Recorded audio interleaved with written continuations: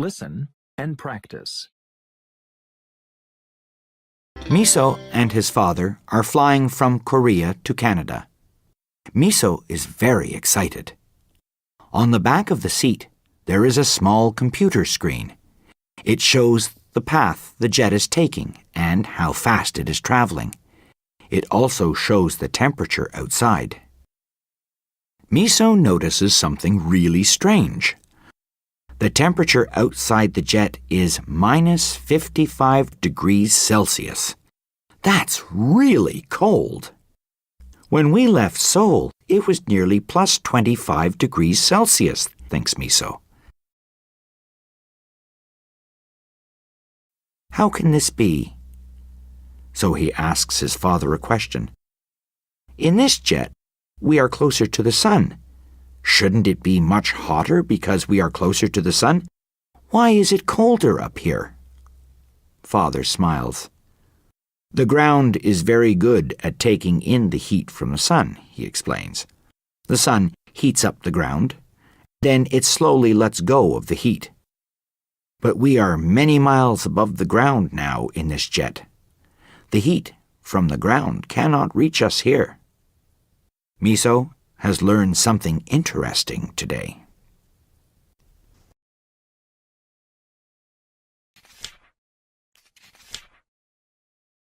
Listen and practice. Winter is long and cold in Canada. There is not a lot of food for the animals to eat. Black bears do not worry about that. All summer and fall they eat. They get really fat by the time winter comes. Then the bears go into a cave and go to sleep. How long do they sleep? All winter long, almost 5 months. When they wake up, it is spring, and of course, they are ready to eat.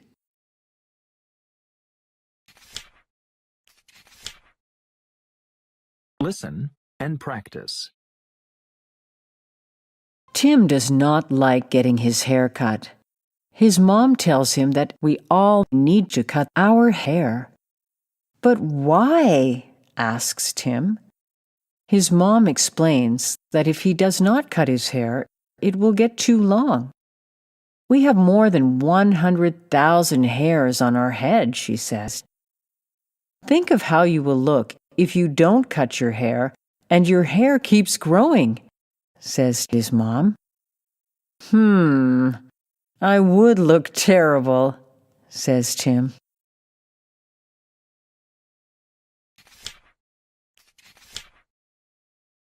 Listen and practice. Open wide. Smile. Eat. Talk to my friends. What do I use to do all these things? My mouth, of course. Look in my mouth. What do you see? Teeth.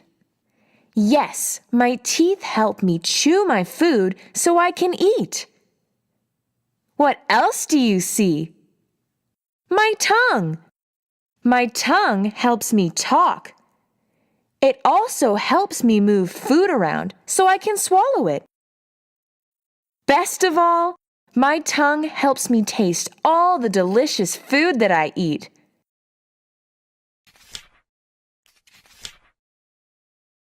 Listen and practice.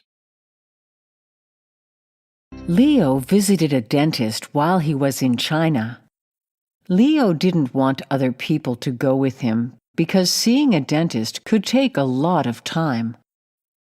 He went to the dentist's office by himself, but the dentist didn't speak English, and Leo didn't speak Chinese. How could they get the work done without talking to each other? I will have to find a way to talk to the dentist, thought Leo.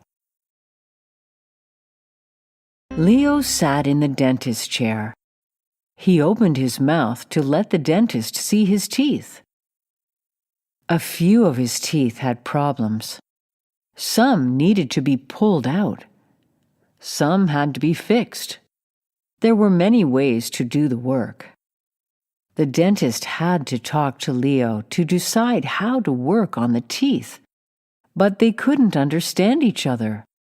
How would they make it work? The dentist looked at Leo's teeth and talked to him in Chinese. Leo didn't understand. They both shook their heads and smiled. Then the dentist found an online translator. She put the questions in Chinese. The computer changed them to English.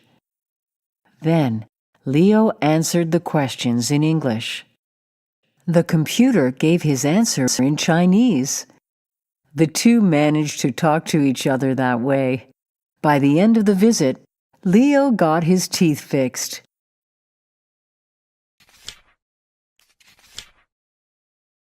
Listen and practice. Yasmin is having trouble with math. She works really hard on a math problem, but still she cannot understand. Then her friend Ethan stops over. I'm having trouble with this problem too. Let us solve this problem together. Soon, the two know how to do it. Yasmin smiles and says, "Sometimes two heads are better than one."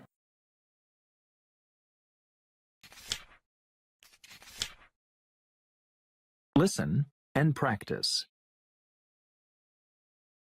One day, my sister and I found a coin on the street. I said, "Here, you take it." And my sister said, "No, you should have it." But then we saw an old man on the street. "Let's help someone," said my sister. We gave the coin to the old man. My sister and I looked at each other and smiled. We felt very, very good.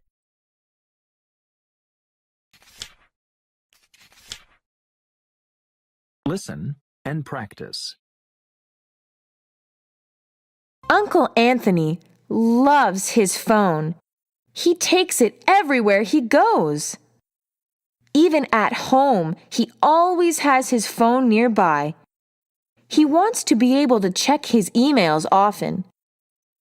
One day, on a business trip, his phone was stolen. Uncle Anthony was very upset. He felt lost without his phone. He didn't know how he was going to keep up with his work. "It's the worst day of my life," said my uncle. Uncle Anthony used his phone for many things. He used it to take pictures. Then all of his pictures were gone.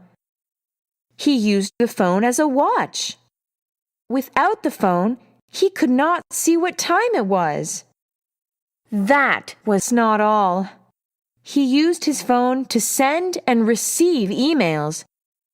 But on that day, he had no way to check his email. Of course, he could not talk to his family on the phone either. "Suddenly, I am thrown back to 30 years ago," said my poor uncle.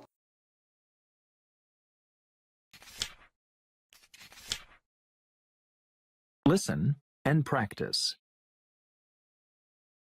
October 31st was coming soon. While my mom was driving home, she saw many pumpkins on the roadside. No one was there, just a sign.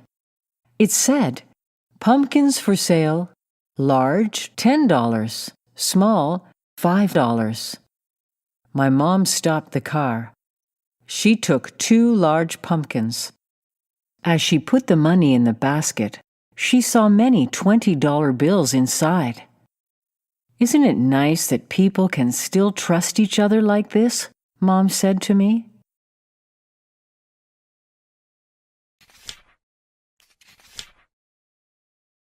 Listen and practice. Eric is 5 years old. He is in kindergarten. In the middle of December, many children in his class become sick, one after another. They cough, they sneeze and they have a fever. Their teacher says, "You're all caught by the flu." But Eric isn't one of them. Why? Eric eats well, he sleeps well, he drinks lots of water, and he washes his hands often. The teacher says, if we were all like Eric, the flu would not have spread.